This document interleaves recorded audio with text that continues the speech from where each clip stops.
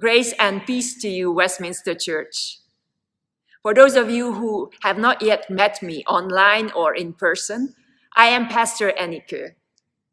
And today we gather for our second week of worship together, having me as your pastor. And we are celebrating the Feast of Pentecost. This feast, this church holiday known as the birthday of the church. And even as we worship only from the confines of our homes, we trust that the same Spirit that hovered over the waters of creation and the same Spirit that alighted on the disciples in those early days of the church is present with us today and binds us together as one community, even as we cannot be together in person.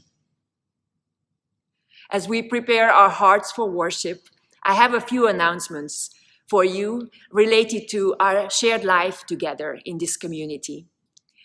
Next week, it's Communion Sunday, and I invite you to think about communion elements, some bread or cracker, juice or wine, ordinary elements of life with which we can celebrate communion and the promise that Christ is present with us through those elements and nourishes and cares for us.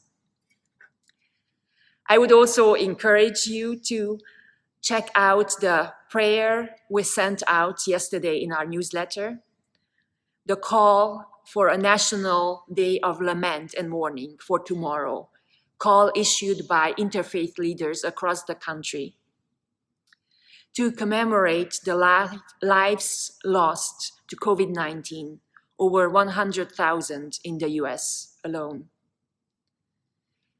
I invite you to pray the prayer and honor these lives with a moment of silence at noon.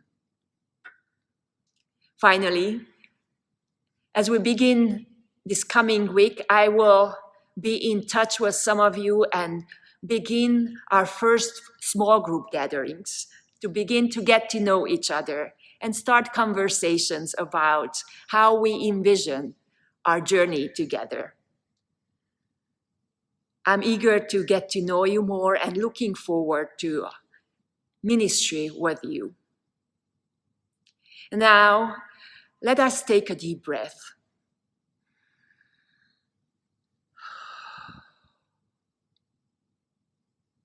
Let us open our hearts and mind to God's Spirit and prepare for worship.